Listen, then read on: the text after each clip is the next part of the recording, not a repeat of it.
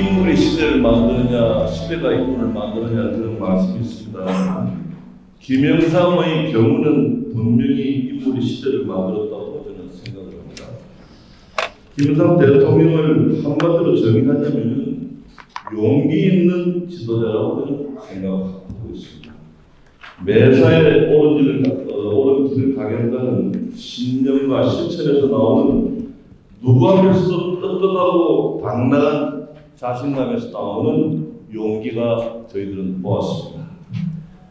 헌법에 반역을 한 포악한 정치군사 집단이 정의롭게 의무를 다하겠다는 동료 국민들을 사살했고 또 광주에서 무고한 민주 시민들을 향해서 발표를 해서 수백 명을 희생시켰던 무소불위의 군사 독재 집단의 불의를 보고 전혀 주눅들지 않고 분연히 일어서서 싸우는 용기를 저희들은 지켜봤습니다.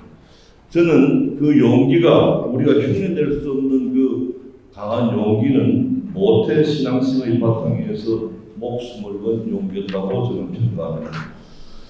또 그 지도자를 믿고 그분을 지도자로 모시고 따랐던 용기 있는 그리고 유능한 추종자 집단의 조화가 있었기 때문에 마침내 이 땅의 민주화를 이루어냈고 또 집권까지 할 수 있었습니다.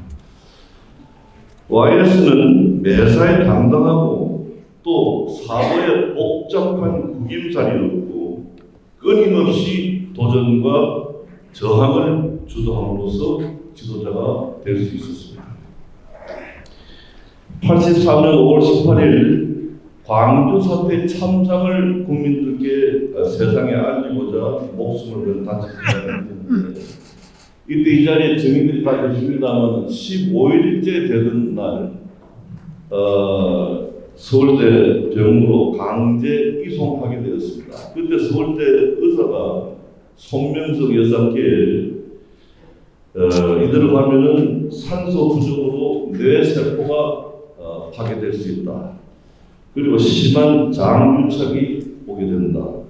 그래서 살아도 앞으로 비정상적인 생각하게 된다. 그렇기 때문에 보호자의 수술 동의를 요구해가지고 지금 장을 째서 응급으로 투입시키게 된다. 이렇게 동의를 요구했습니다. 그때 손명석 여사는 남편이 죽을 수도 있는데 또 앞으로 병실이 될 수도 있는데 이렇게 이야기합니다. 그분 내 말 안 듣는다. 나에게 말하지 마라 하고 남편의 정신을 존중함으로써 죽을 수 있는 그런 위기 속에 담담하게 그런 대답을 할 수 있었던 것은 손명석 여사의 정말 대단한 모습을 저희들이 여기서 볼 수 있습니다. 당시 김수환, 추기영 등 제야 인사들이 쭉 찾아와서 죽으면 무슨 소용이 있느냐, 살아서 같이 투쟁하자 이렇게 이야기했습니다. 그래서 결국 23일 만에 비굴하게 살기 위해 중단하는 것이 아니라 싸우기 위해서 중단한다 이렇게 단식을 중단하게 되었습니다. 그때 언론 통제를 받던 언론에서는 제야 정치인의 식사 문제, 모종의 현안 이렇게 보도가 되었습니다. 그때 이런 기사가 나올 때에 일면 톱 기사는 지리산 반달곰이 탈주했다는 기사가 일면 톱으로 올라가는 그런 정말 좀 웃지 못할 그런 상황이 있었습니다. 단식 중단 이후에 조금 회복되신 때에 저는 광주 전남방직 저희 집안에 한 회사였기 때문에 광주의 참상을 일반 국민들이 모르는 상을 저는 일찍 그 정보를 접할 수 있었습니다. 그래서 저는 저 혈기에 대한민국 국군이 어떻게 우리 국민들에게 발표를 해서 수백 명을 죽일 수가 있는가 이렇게 비분감이 해가지고 저도 민주투쟁 대열에 동참하겠다 해서 단식이 연금이 풀리는 날 상도동 가서 김영삼 총재님을 만나 뵙고 저도 민주투쟁 대열에 동참하겠습니다 이렇게 말씀을 드렸고 그때 김 총재께서 나는 맨날 연금을 나가니 김덕영 실장하고 모든 것을 이야기해달라 해서 그때부터 제가 오늘 김덕영의 도움이 되겠습니다. 당시 1년 후에 84년 5월 18일 날 민취업을 창립하게 됩니다. 그때 관철동 수협중앙회 건물 9층 옥탑방을 박정홍이 이름으로 무역회사로 계약을 했었습니다. 근데 경찰에서 이런 내용을 알고 밤에 직기 비품을 전부 땅바닥에 내려놓으면 우리 가갖고 학생들로 싸워가지고 직기 비품을 다시 올리려고 하면 엘리베이터를 꺼버립니다.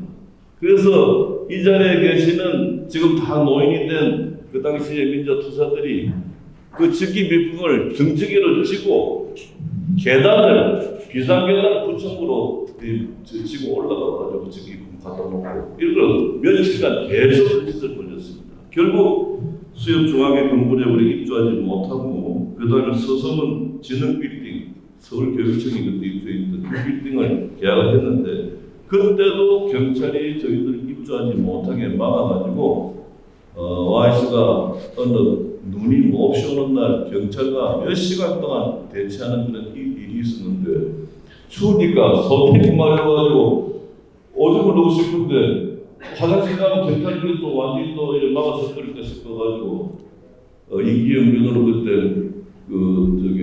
색소병인가 뭐 통을 하나 거기다 드리고 우리 동지들이 삐 둘러서가지고 YS가 서류 보시는 걸 막아서 사진을 못 찍게 하고 그런 일화도 있습니다. 그 다음에 결국 그 건물이 입주 못하고 무교동의 시그너스 빌딩에 입주해가지고 투쟁과 농성이 본격적으로 시작되었습니다. 87년 5월 1일 날 통일민주당을 창당하게 됐는데 지금 일반 국민들은 통일민주당은 김영삼 총재가 단독으로 말하자면 상도동 단독으로 통일민주당 창당한 걸로 그렇게 알고 있는데 그렇지 않습니다. 그래서 민취업이 동교동, 상도동 정치 두 세력이 통일민주당을 창당하게 되었습니다.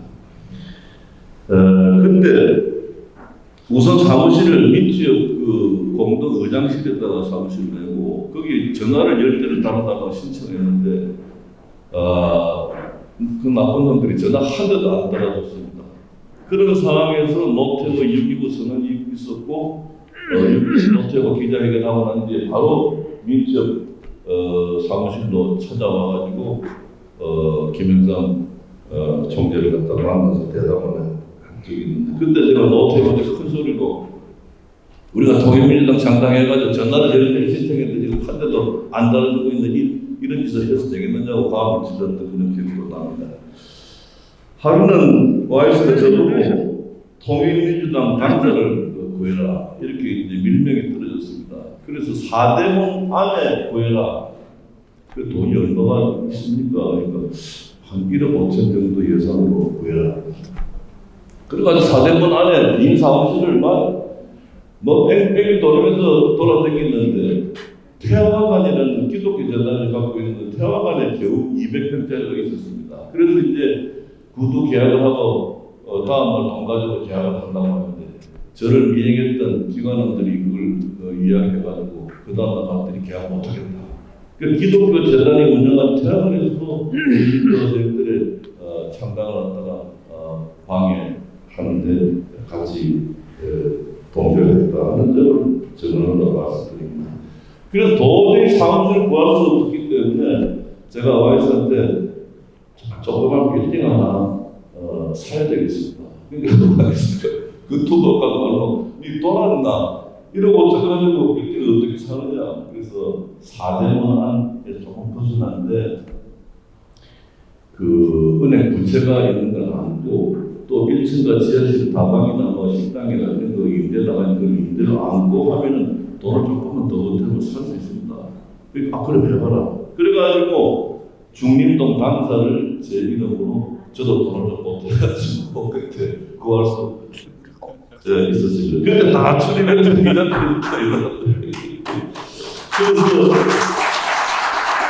그래서 계약을 하고 중도 자금을 내야 되는데 그때 여러분 기억나십니까? 김진영 수경사령관이 주도하는 친일 쿠데타설이 굉장히 과하게 그때 이야기가 나왔습니다.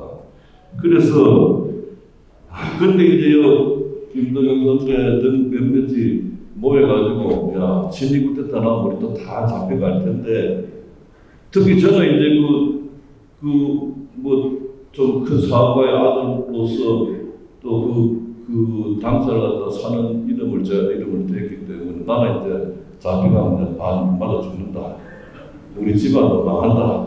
그런 위기감 속에 이제 갖고 있는 모든 기록물을 다 이제 없애버리고 진입구태타가 나가냐 안 나가냐 노심초사할 때에 그 진입구태타로 나면 우리가 도망가야 되느냐 아니면 순순히 잡혀가야 되느냐 그렇게 이제 소주 한잔 먹으면서 이야기가 많은데 그때 김동영 선배가 하는 이야기가 잡혀가야 된다. 도망가면 주위에 있는 사람들 다 숙대받는다.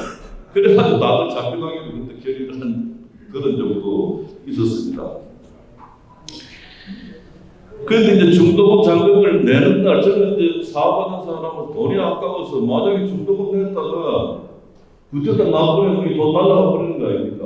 그래서 와이스한테 이 돈 내야 됩니까? 이렇게 하니까 생각하다가 야 우리가 언제 돈도금 민족 투쟁했나 아마 죽으라 그래가지고 그때 중도금 잔금을 낸 기억이 있습니다. 근데 그때 뭐 직기류는 제가 외상으로 다 집어넣었는데 기자실에 그때 방송이 세 개니까 텔레비 세대 뭐 냉장고 각 방에 뭐 예를 들어서 그걸 같은 걸 제가 동교동 상도동을 똑같이 분담을 해가지고 부탁을 다 했거든요. 그런데 입주 전날 쭉 점검을 해보니까 동교동에서는 거울 하나 안 들어왔습니다. 그래서 난 내심 이거 같이 갈 생각이 없는 모양이다. 이렇게 생각을 하고 와이스한테 총재님 동교동에서 거울 하나 안 들어왔습니다. 이건 내가 볼 때는 분당이다. 그러니까 와이스는 특이에 야 말도 안 되어서 택도 없는 소리 하지 마라. 김대지기를 못한다. 이렇게 했는데 결국 10월 29일 날 동교동이 탈당을 하고 11월 12일 날 평화민주당이 창당되면서 민주화 세력이 분열이 돼가지고 결국 대선에서 우리가 집권하지 못하는 그런 기분을 낳았고 지금 생각해도 그때 우리라도 그때 양보를 했었어야 되는가 하는 그런 후회가 많이 생긴 그런 대목이었습니다.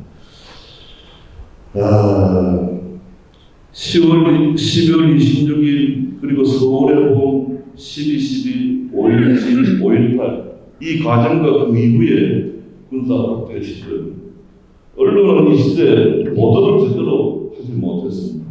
그러나 당시 출입 기자들은 역사의 기록을 남기기 위해서 아마 많은 노력을 하였습니다. 그때는 역사적 공백 상태였습니다.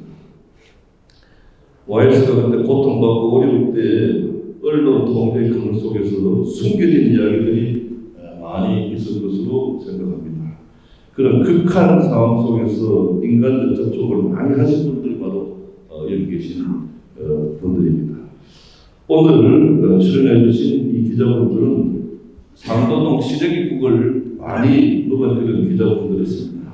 그래서 숨겨진 이야기를 하나하나 역사적 증언을 해주시기를 부탁 말씀드립니다. 이런 형식으로 오늘 진행하는지 모르고 왔는데 좀 그렇게 됐습니다.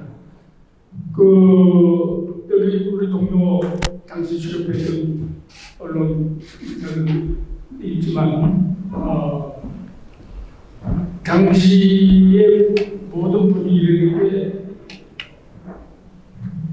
아주 어려운 분위기가 오랫동안 유지되었는데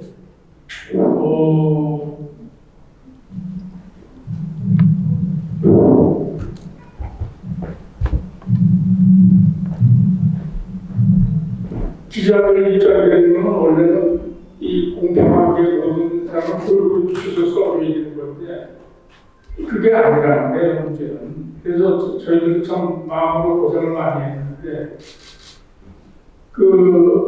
당시 김영삼 총재를 둘러싼 내외의 상황은 참 어렵고 내부적으로는 공무원 투쟁하는 여러 이름을 뭐 여기서 말할 필요는 없겠고 여러 계보들이 있어갖고 견제를 하고 밖으로는 더 센 오공 정부가 딱 붙잡고 힘을 못 쓰게 하고 그래서 참 김영삼 총재 하루하루는 참 괴로운 나날이었는데 언론은 그걸 다 알고 있으니까 이 와중에서 어떻게 하면 김 총재의 부분을 더 부각시키느냐. 그가 이제 저희들의 고민이었죠. 그래서 소위 민주화 투쟁을 하는 심정으로 김영삼 총재님의 말씀을 한 줄이라도 쓰는 자세로 임했던 게 그 당시 기자들입니다. 그래서 이 양반을 거의 따라다니면서 말은 못하지만 이렇게 따라다니면서 이걸 취재를 하고 그랬는데 소위 김영삼 총재의 투쟁이 언론에 가는 길이라 하는 그런 마음가짐을 갖고 했는데 그 자부심이랄까 그런 게 이 김 총재의 탄식 투쟁 때문에 저희가 아주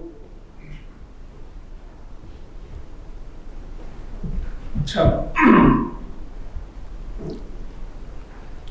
할 말을 할 수가 없네요. 그 상도동에 이제 이 양반이 누워서 단식을 시작했는데 처음에 며칠 동안은 한 이틀인가 모두 자체를 못했어요. 그러다가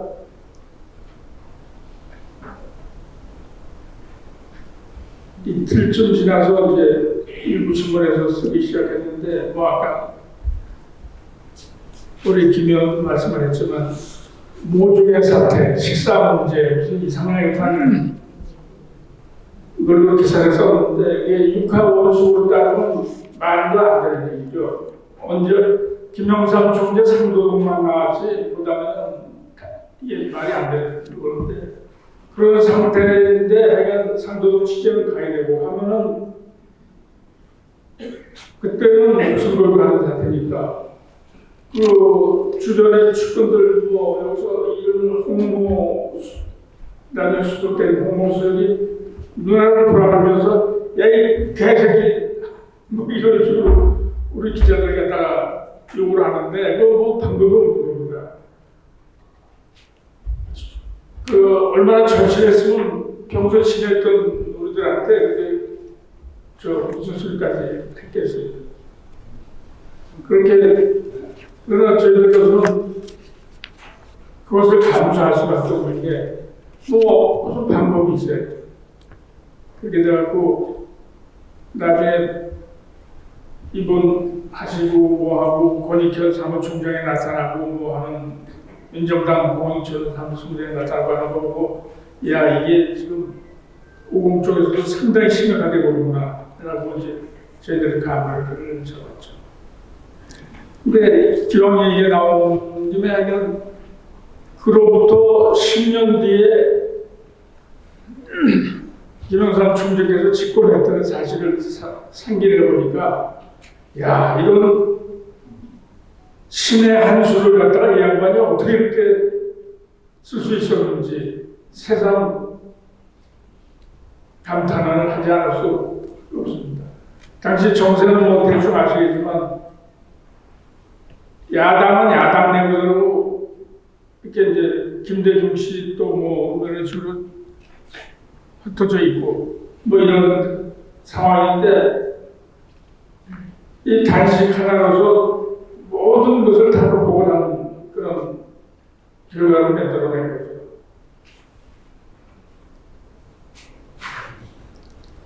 소위 강경 제약으로부터 승복을 받아낼 수 있는 계기가 된 것 같고 선진 미국으로부터 존재를 다시 인식시키는 데 큰 도움이 됩니다. 국민들한테 끼친 영향도 어마어마하고 그런 매듭을 일거에 푸는 데 큰 역할을 한 게 당시에 23일 단식 투쟁이 아니었나 생각을 합니다. 이 양반의 이런 전략적인 수련을 제가 찬양하는 것과 함께 또 하나는 이 양반은 그 성격이 참 대단히 뭐라 그럴까요? 어질이 있잖아. 상당히 들어가 있는 분이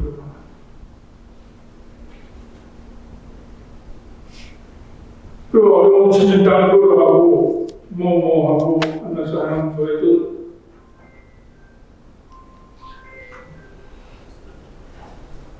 어질이 있잖아. 결국은 승리를 하고 또 나중에 이게 좀 무서운 얘기지만 이 양반이 집권을 한 이후에 나중에 강모 사무총장이 동물동 비자금 수표를 들고서 보관하고 국회에서 문제를 삼을 때 이 양반이 결국 덮어갖고 역사가 바뀌게 아니에요. 대단히 이게 어마어마한 사건인데 김영삼 총재의 그 어질인자가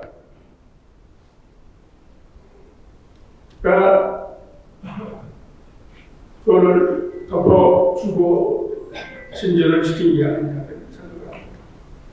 저는 이 양반의 아까 말씀했지만 용기 있는 투쟁 그런 거와 함께 그 어질은 실제로 어진 성품이 이 나라 오늘날까지 민주화를 갖다가 잘 이기는데 큰 역할을 한 게 아닌가 이렇게 생각을 해봅니다. 누구도 그렇게까지 심하리라고 예상하지 못한 부마 사태가 생긴 겁니다. 부산과 마산에서 격렬한 저항이 일어나자 아마 제일 놀랐던 사람은 김영삼 총재와 김재규 중앙정보부장이 아니었던가 싶습니다. 김영삼 총재도 그 지역에서 저항이 일어날 줄 알았지만 그렇게 격렬하게 일어나리라고는 생각지 못했을 겁니다. 김재규도 현장을 다녀왔는데 그 격렬도에 대해서 본인도 느낀 적이 있었습니다. 결국 계엄령을 선포하고 공수부대를 투입하고 부마 사태는 제압이 됐지만은 그때부터 김재규의 마음속에는 박정희에 대한 생각이 달라지기 시작했던 걸로 저는 기억하고 있습니다. 그래가지고 그 소위 김영삼 재련이 부마 사태를 나오고 부마 사태가 김재규의 방아쇠를 당기기 위해서 박정희 17년 장기 집권이 무너지고 하는 이런 결과를 보면서 그때 사실 우리 국민 중에 많은 사람들은 굉장히 불안하고 앞으로 어떻게 되느냐 이런 걱정이 쌓여있을 때입니다. 그때만 해도 여러분 기억하시겠지만 남북 간의 경제 격차가 별로 없었고 김일성이라는 저 적대의 상수가 늘 있었고 여기는 또 박정희의 오랜 17년 군부 독재에 의해서 나름대로 국민들이 그런 식으로 길들여져 있었고 이런 상황에서 서울의 봄이 왔거든요. 그래서 많은 사람들이 불안한 가운데 지켜보고 있었는데 그때 사실 YS나 DJ나 양김은 상당히 자신만만했었습니다. 그 자신만만한 게 출입기자 저희들은 눈에 볼 수 있었습니다. YS의 소위 발언들, 은행이 바뀌기 시작했습니다. YS는 늘 하는 게 세상이 바뀔 때, 곧 정권 교체된대. 맨날 이거였습니다. YS 말은 그때. 그러나 그 한편에 이제 12.12에 의해서 신군부가 등장하고, 그러면 모든 사람들이 불안하게 군부 눈치를 보고 있는데, 사실은, 군부는 그 허를 찔러가지고 80년 3월 1일 날 김대중 씨를 포함한 소위 재야인사 678명에 대한 대대적인 사면 복권령을 내립니다. 그러자 80년 3월 1일부터 소위 김대중과 김영삼의 이제 줄다리기가 시작이 되는 겁니다. 근데 DJ가 그때 요구한 것이 문호 개방하라고서 지금 당의 문호를 개방하고 지분의 절반을 내놔. 이게 DJ 쪽의 요구였습니다. 그것이 그 당시에 당권을 쥐고 있는 YS에서 받아들일 리가 만무했습니다. 결국 두 사람은 사흘간의 지루한 협상 끝에 결렬하고 맙니다. 그러면서 김대중 씨는 거의 그 유명한 한신대 강연을 시작으로 그때부터 두 사람 사이에 대중동원 정치 경쟁이 붙게 되는 겁니다. 그런데 한편 공화당에서는 어떻게 되느냐? 공화당도 이제 뭐 JP가 총재로 들어오긴 했지만은 박찬종이라든지 오유광이라든지 이런 사람을 내세워가지고 소위 JP가 뒤에서 조정에 정풍운동이라는 걸 합니다. 정풍운동에서 그 대상이 이우락 전 정보부장, 경호실장 박종규, 그 다음에 전원내 총무하던 김진만 이런 사람들을 부패군자로 몰아가지고 쫓아냅니다. 그래서 이래가지고 한김에 의한 정치권이 옥닥옥닥옥닥 할 사이에 그해 80년 4월 3일 날 뉴스위크지 도쿄특강이 묘한 칼럼을 하나 씁니다. 그 출처가 우리들은 그 당시 글라이스턴 주한 미 대사라고 추측을 했습니다만은 그 칼럼의 핵심이 삼김 모두 지도자가 안 될지도 모른다. JP는 부패했고 YS는 무능하고 DJ는 막약하다 하고 하는 칼럼을 쓰게 됐습니다. 그러자 소위 언론사를 비롯해 모든 데서 이제 막 특집을 싣는데 소위 이른바 암개정국이라는 단어가 떠오릅니다. 앞일을 알 수 없다. 이런 쪽으로 분위기가 몰려가는 겁니다. 그런데 80년 서울의 봄은 5월에 접어들면서 대학생들이 서울역을 점거하고 막 이런 상황이 되자 완전히 봄은 겨울로 바뀌게 됩니다. 5월 17일 저녁에 비상계엄을 합의하면서 신군부가 김대중 씨를 내란 음모로 체포를 하고 YS는 같은 연과 동시에 정계 은퇴선을 하게 합니다. 그리고 JP는 부패공장을 몰아가지고 서산공장과 제주도 땅을 다 뺐습니다. 이래가지고 소위 상김의 새로운 암호 시대가 시작이 될 겁니다. 그 당시에 이제 YS는 나중에 이제 자택에서 단식 투쟁을 하게 되는데 그 부분 다른 분들이 이야기하기 때문에 제가 생략을 하겠습니다. 생략을 하고 그러면서 이제 6.29가 와가지고 6.29 선언이 있고 난 다음에 양김단이라고 그 당시 최대의 정치권을 하도했는데 두 사람은 끝내 단일화 하지 못하고 그때 87년 대선에서 군정종식 김영삼을 외쳤던 김영삼은 2위는 했지만 결국은 다 떨어지고 맙니다. 이 과정에서 제가 사실 김영삼과 김대중의 관계를 면밀하게 보면서 내가 본 YS와 DJ 관계는 그 당시 저는 취재기자로서 이렇게 봤습니다. 김영삼은 김대중에 대해서 우월감과 열등감을 동시에 갖고 있습니다. DJ의 그 박학다식하고 정관하는 논리에 대해서는 YS가 약간 열등감을 갖고 있었고 반면에 큰 문제를 보는 직관, 추진력 이런 데 있어서는 내가 DJ를 압도한다는 이런 또 우월감을 갖고 있었습니다. 그래서 그런 것이 취재기자들 다 보입니다, 사실은. 그러면서도 YS는 또한 DJ가 못 갖고 있는 건강에 대한 자신, 이런 걸 은근히 굉장히 기자들한테 뽐냈습니다. 서소문에서 소위 아스파 장애 투쟁할 때 YS가 느닷없이 경찰차 배차 위에 막 뛰어 올라갑니다. 뛰어 올라가지고 막 연설하고 나서 내가 와서 기자들한테 봤지? DJ는 이거 못한대. DJ는 이거 못해. 그때 DJ는 지팡이 짚고 다녔거든요.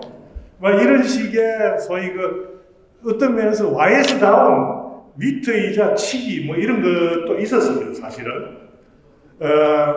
사실 양김은 말년에는 화해를 했지만은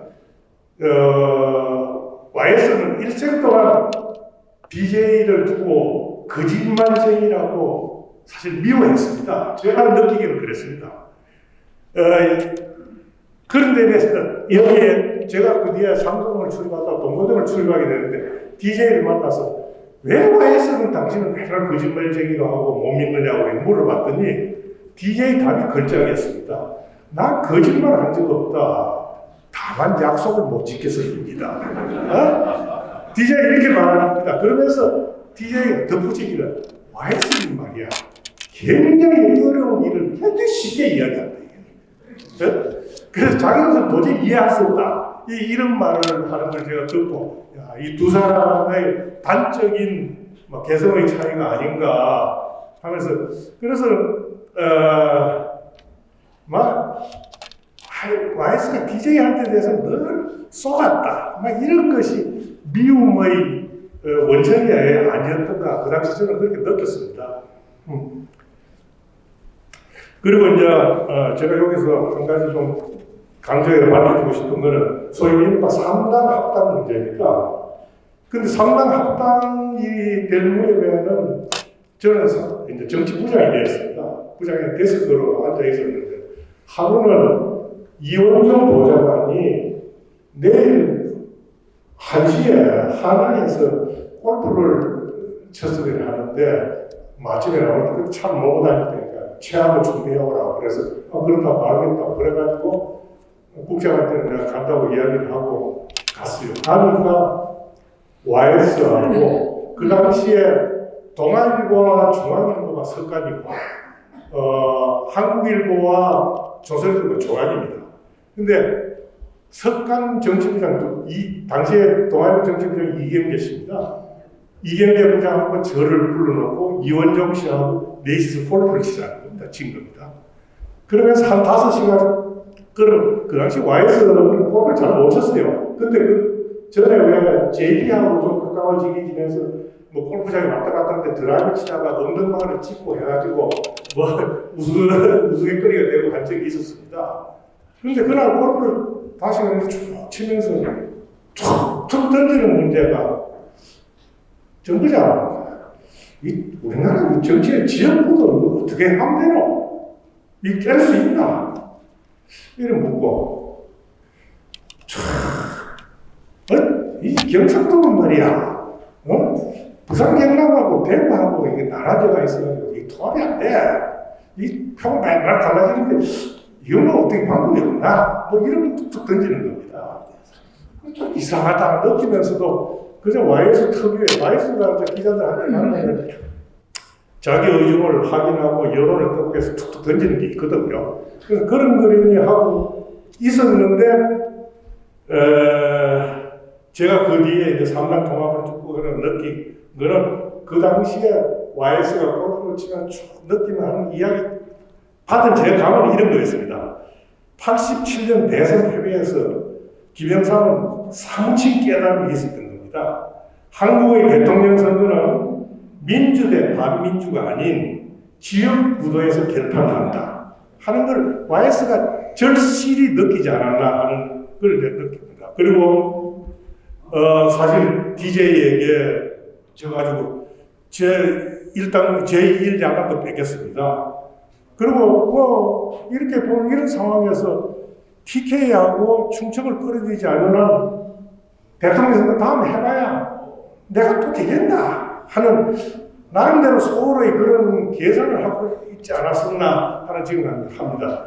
그러면서 제가 그 당시에는 정치부장이었기 때문에 YS뿐만 아니라 노태우, JP 이쪽의 흐름도 상당히 많이 알고 있었거든요. 사실은 노태우가 처음부터 YS한테 3당 통합을 제의했던 건 아닙니다. 제가 YS는 워낙 여소해야 돼서 일이 하나도 안 되니까 답답하니까 탄수음으로서 정책연합을 제의했던 겁니다. 정책연합을 제의했던 건데 YS 거꾸로 대책이라는 겁니다. 정책연합을 바꾸야 합쳐가지고 신당을 창당하면 될 거 아니냐 이렇게 나뉘는 겁니다. 그래가지고 사실은 노태우 쪽에서는 YS한테 거꾸로 대치를 당한 겁니다. 대치를 당했는데 그 당시에 신군부를 비롯해가지고 여당에서는 YS를 빌려 과소평가하는 경향이 있었어요. 그 과소평가하는 민정의 뭐 일종에서 과소평가하는 것은 YS라는 게 뭐 아스팔트 정치나 했고 그렇지 뭐 국정에 대해서 뭐 하나 우리가 여당에 불러들여가지고 국정의 우리에 가두면 이 꼼짝 못할 것이다. 그 소위 야생동물을 길들이기는 그런 시각에서 김영삼을 평가했던 겁니다. 말하자면 그 사람들이 김영삼 대통령이 김영삼이 갖고 있던 투쟁력이랄까 파괴력이랄까 소위 그 국민들의 지지 이에 그 무서운 걸 그 사람들은 그렇게 높이 평가 안 했던 겁니다. 왜냐하면은 적당한 양심 갈라쳐가지고 87년 대선에서 38%도 못 얻어가지고 대통령 당선자가 이겼거든요. 그래서 그런 정치의 관성이 계속 가리라고 이 사람들은 봤던 겁니다. 그래서 사실은 막 적당한 때가 돼가지고 YS 상대 하나 이쪽에 정해가지고 내가지고 조직하고 돈하고 뭐 하면은 YS 정권 쉽게 이길 수 있다 하는 이런 생각이 있었어요. 그래서 뭐 이쪽에서는 뭐 박찬종이도 생각했다가 이종차이도 생각했다가 뭐 박태준이도 생각했다가 뭐 대안으로서 계속 시뮬레이션을 해보고 이랬었거든요. 네. 근데 이 사람들이 결국 YS의 어떤 성부수와 YS의 그 투쟁력, 그 당시에 제가 보기에는 YS 땡깡이 땡깡. YS 땡깡을 이 사람들은 몰랐던 겁니다. 소위 그 내각제 합의각서라는 게 폭로되지 않았습니까? 내각제 합의각서가 폭로됐을 때, 사실 그때 삼당 합당할 때 노태우하고 JP 쪽에서 YS한테 제의한 게, 역제의한 게 장차 내각제를 한다는 걸 합의하자. 그걸 각서를 쓰자. 사실 YS가 썼어요. 썼는데 YS 속셈은 그때 어차피 김대중이가 있고 국민이 있는데 우리끼리 해봐 내각제가 안 된대. 응? 그러니까 아마 적당히 해가지고 나 깔아 뭉개면 된다고 생각했는데 이쪽에서 YS를 길들이게 잘 안 되고 하니까 그걸 갖다가 언론에 흘렸거든요. 사실 그걸 중앙일보가 확정을 했어요. 내각제 합의각서를. 그래가지고 내각제 합의각서가 나오니까 YS의 대처 방법이 말이죠. 진짜 이게 YS 나온 겁니다. 자기가 합의하고 깨고 그랬으면은 미안하고 뭐 이렇게 해야 되는데 그건 전혀 없어요. 전혀 없고 그때부터 땡깡으로 들어갑니다. 뭐 하마침에 그때 김대중 씨가 서울구에 그 간첩 사건, 서경 간첩 사건으로 국회에서 농성을 하고 있었거든요. 근데 느닷없이 김대중 찾아와가지고 내각제 하자 합의를 딱 합니다. 김대중이 그때 내각제 합의할 때 광역단체 정도를 알았는데 할 거면 전부 다 하셔야죠. 소위 내각제 합의를 해주고는 마산으로 내가지고 김홍정하고 아버지 집에 가가지고 그때부터는 막 독서를 푸는 겁니다. 이 독재 정권의 말로가 뭔지 아느냐, 이제 군사 정권이 이게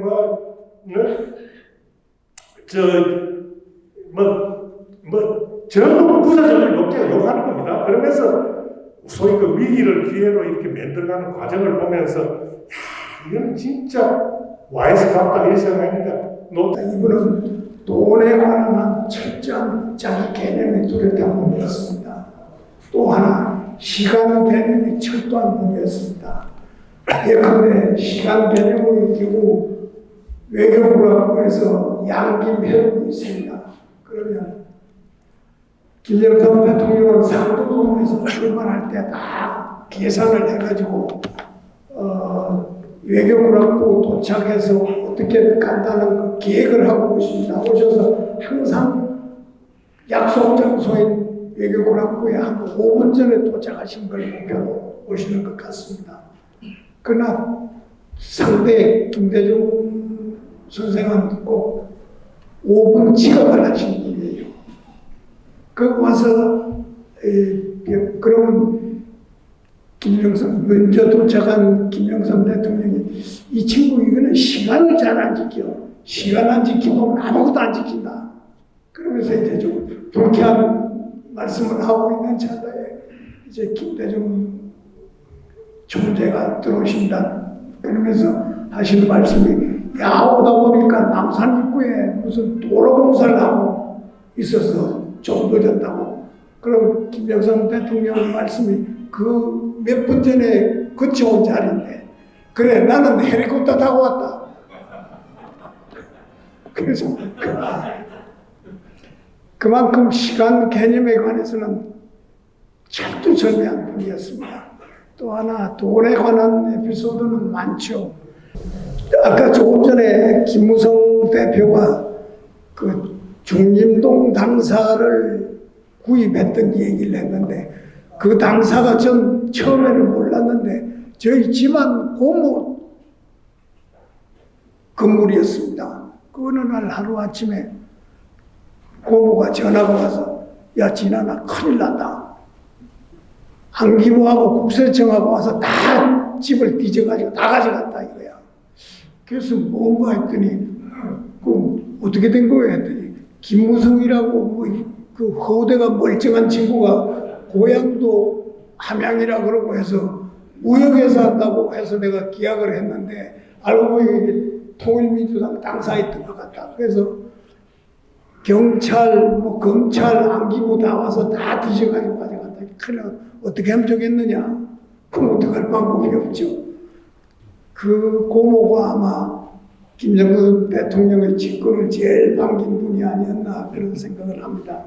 그리고 이 김무성 대표가 그 당시에 상도동, 동교동 공동 분배해서 지불하기로 하고 집기를 다 외성으로 들어왔다고 합니다. 하는데 잘 아시지만 김대중 대통령은 척추 뭐 디스크가 있어서 의자가 굉장히 높습니다. 그런데 김영삼 대통령님은 아시지만 신장도 적은 데다가 앉으시면 푹 꺼져요. 그런데 이쪽은 높여놓으니까 쑥 위로 올라가고 그런 의자를 놓고는 동교동계가 87년 무슨 민주당이야 그 평화민주당을 분당하려 하면서 갔습니다. 그러니까 그 우리 여기 당뇨들 여기 몇 분들 이분들이 지나가면서 김대중 때 공동의장 의자를 발길로 차면서 욕을 막 하고 그래요. 그래서 제가 김무성 총무국장 보고 야 저거 며칠 안 가서 저 거들나겠다. 저거 나중에 분당을 증명할 말하자면 그 역사적 유물이 될 텐데 저거 저렇게 해서 망가뜨리지 말아라. 그랬더니 이 김무성 총무국장이 용달차를 불러가지고 그걸 저희 집에다가 배달을 해놨습니다. 김대중 공동의장 의자 높은 걸. 근데 그걸 갖다 놓고 나니까 아무 쓸모가 없어요. 사람이 앉을 수가 없어요. 의자만 높게 돼 있어서. 그래서 집사람 할 때 이사 갈 때마다 구박을 당하고 결국 제가 폐기했습니다. 나중에 김대중 박물관에 서면 분당의 정거물로 내가 그쪽에다 기증을 하겠다고 하는 약속 지킬 수가 없었습니다. 버렸습니다. 그리고 이분은 역사를 보는 안목이 김영삼 대통령은 굉장히 깊었어요.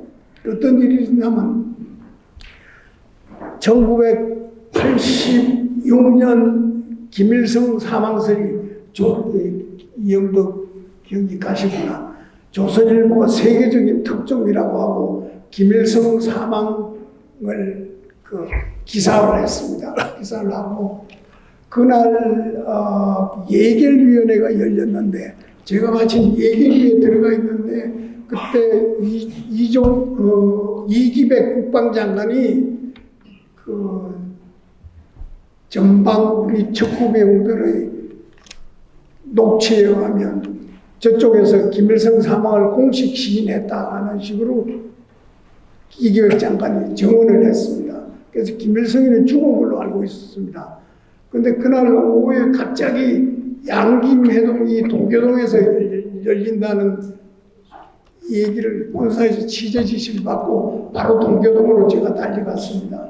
양김 그때 김대중 씨는 가택연금 당하고 있을 텐데 들어가자 그러니까 김영삼 총재가 연방 도착을 하시더라고요. 그래서 이제 같이 들어갔는데 그 들어가니까 동교동 그 시대는 CNN 방송이 그냥 전부 서울발이죠. 김일성이가 죽었다고 나오고 그때 이제 들어갔는데 김대중 의장 말씀이 여보 아주 감상적으로 여보 김총재 독재자도 결국 죽는군요. 그러면서 아주 그냥 비감한 표정으로 얘기를 하니까 김영삼 총재 말 야 왜 김일성이가 죽노? 그놈이 죽을 것 같으면 벌써 죽었다. 방금 이배 국방장관한테 죽었다는 걸 증언을 듣고 왔는데 야 이거 너무 당돌하다. 그래서 제가 김영삼 총재님 제가 이배 장관이 얘기를 해서 이렇게 얘기했습니다. 쓸데없는 소리 하지 마라. 김일성이가 죽으려고 그래서 벌써 죽었다. 야 그래서 이분이 좀 인텔렉츄얼이 김대중 총재보다는 좀 이게 지적 수준이 떨어져서 그런가 다들 얘기가 그러면서 우리 간에 이제 기자들 간에 만약에 김영삼, 보태기, 김대중 나누기 2를 해서 새로운 새 생명체가 나올 수 있다면 그 사람이 아주 괜찮은 정치 지도자가 안 되겠나 그런 농담도 할 때입니다. 그래서 아무튼 그날 오후부터 사실이 반전되기 시작했습니다. 김일성이 안 죽었다. 근데 조선일보의 세계적인 특종은 그냥 오보가 된 그런. 근데 이 김영삼 대통령이 그 뒤에 제가 여쭤봤어요. 김정태님 무슨 확신으로 그렇게 국방장관이 얘기한 걸 봐요. 쓸데없는 소리 하지 마라.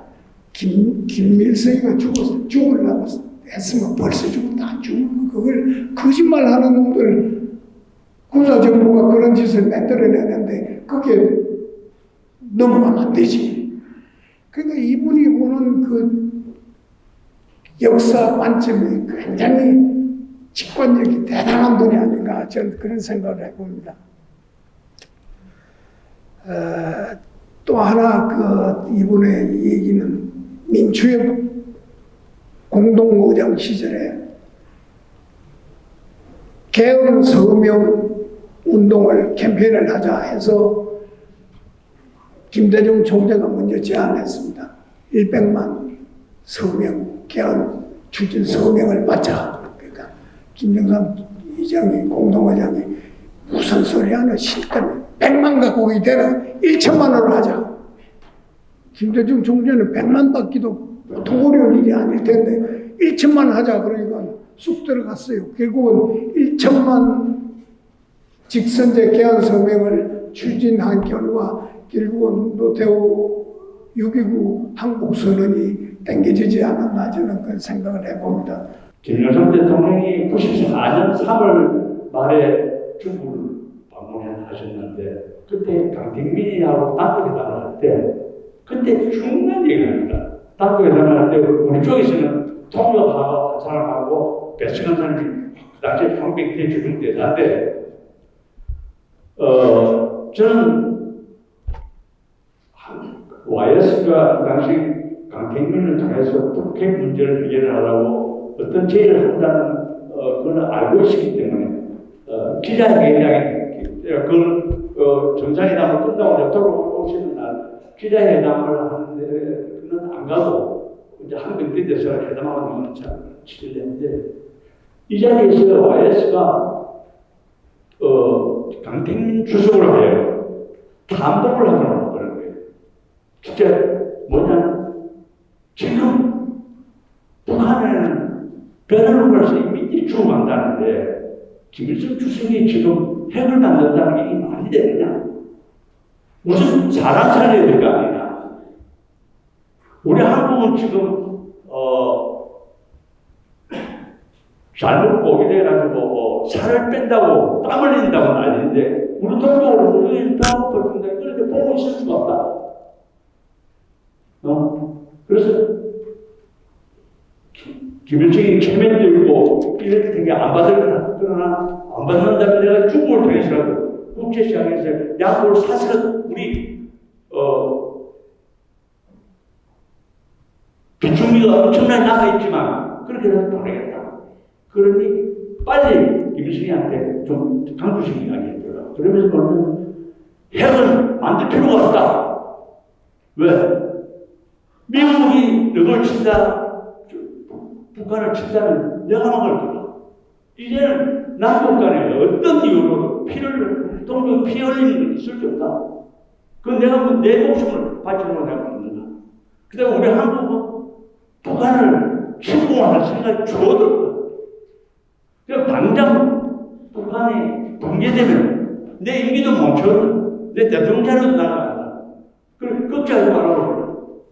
핵을 만들지 말고 인민을 살리라고 그래요. 그 다음에 동일은 이제는 남북 간에 주민들이 각성해서 우리 후대가 할 일이고 김일성 주석하고 내하고는 잘 사는 나라 만들고 인민들 행복하게 만들고 가족 이야기 해달라. 이 이야기를 꼭 전해줘. 그러면 내가 강조수 당신하고 나하고 같이 다시자. 우리 미국하고 일본에 가서 우리가 보조하자. 김일성이가 핵을 버린다. 그 다음에 우리가 김일성이다. 하경을 받죠. 그리고 그런 다음에 이 북한과 미국, 일본 이 수비를 우리가 도와주자고 이런 식으로 제안합니다. 그러니까 강주석이 무릎을 치면서 중국말로 처음에 今天我才发现朝鲜半岛的瑞光 내가 오늘 처음으로 조선반도 한반도에 서기를 본다. 희망이 있구나. 그러면서 이 양반이 강택민 교수의 그 영어를 적어 쓴 사람. You are really giant. You are really little giant.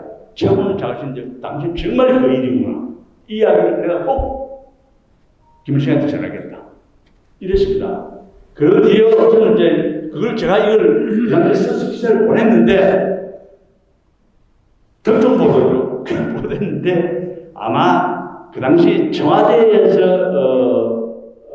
안보 담당 수석이 오시는데 아마 정경희대 그 교수도 하시는 그분이 오셨어요. 그런데 이 항대 부인을 한 거예요. 한국 우리 수행했던 청와대 기자가 저희고 북경 특파원 데서 그 기사 들어오니까 그런 다음에 뭐 난리가 난 거예요. 한국 때 기자한테 왜 이런 이야기를 공개하느냐 말이야. 이런 기사가 안 됐습니다. 그런데 그 뒤에 강택미가 특히 김선전 해주는데 김일성이라는 사람이 우리 박명준 교수 얼간도에 한 사람입니다. 김일성이는 이 양반은 재산이 뭐냐면 반일 투쟁한 거 하고 그 다음에 스탈린 하수인입니다. 아무것도 없습니다. 그 다음에 기독교로 자기 집안이 기독교예요. 그걸 가지고 완전 신전체제. 제가 이사야가 된 거예요. 제가. 그런데 이 김일성이한테 강태민이가 해주니까 답을 강태민을 통해 중국을 통해서 해주는 게 아니고 김일성이 노예하니까 김일성이는 중국에 대해서는 굉장히 불신하고 경계하는 사람입니다. 그러니까 김일성이가 머리 좋은 사람이 그 당시에 카터는 이미 거의 2년 전부터 북한의 초청을 받고 있었습니다. 카터를 불러가지고 답을 주는 거예요. 와해사고에다가. 아주 노예한 거죠. 그래서 만약에 그 당시에 김일성 회담이 열렸으면, 청사됐으면, 그게 이제 3월 28일 날 강태민을 통해서 부탁을 하고, 아스널, 그 다음에 6월 15일 날, 카트가 들어가고, 갔다 오고서 뭐 이런 해서 7월 25일로 회담을 잡아놨는데 7월 8일 날 김일성이 죽지 않습니까? 그런데 이런 걸 모르고 전부 다 카트가 하고 이런 이런 식으로 돼 있는데 그 뒤에 이 제가 기고해가지고 이제 조사를 해보니까 경희대학의 미중관계사를 전공한 주재우 교수의 저서에 보니까 그 부분이 나와있고 그 당시 김일성 영삼 회담이 열렸으면 북핵은 해결할 수 있었다. 또 하나 서울대학의 정능록 교수 이 양반 그 당시 그 김일성 대통령이 중국 방문했을 당시에 대사관에 경제연구관으로 와 있었던 사람입니다. 이 양반이 재작년에 쓴 책이 보니 또 주지 알고 그 내 말을 안 하죠. 그런데 제가 그런 그 안타까워서 개인 후에 김일성 대통령을 만날 계획이 여러 번 있어서 만나서 물어봤습니다. 그때 그 만나면 어떻게 하시려고 그랬냐. 대단한 분입니다. 만나면 핵은 반드시 없습니다. 일정을 명기가 그거 합약을 안 받고는 안 열어주는다는 건데 지금 버티지가 않더라고요. 그러면서 그 뒤에 오른남북 정상이 나면 정략적으로 열리지 않습니까? 어떤 계산을 해가지고 이게 열리는데 와야지는 딱 저기 아까 제가 말씀한 그대로 아주 맹쾌하게 지금 인민을 죽으면서 당신이 핵을 만드는 거 알거든요. 핵 쓸 데도 없다. 그 다음에 미국하고 일본하고 죽여보자 했다. 미국이 너를 왜 때리냐? 내가 막겠다. 그 다음에 니하고 내하고는 인민한테 국민들 잘 살게 해놓으면 가는 거지. 니가 돈 못 한다. 이건 우리 부대의 막이다. 그래서 이 남북 정상회담이 사실은 김영삼 대통령 이니시티브라는 말씀을 제가 드립니다. 잠깐 여기를 눌러주세요. 구독과 좋아요를 눌러주시는 분들에게 건강과 행운 장수를 기원합니다.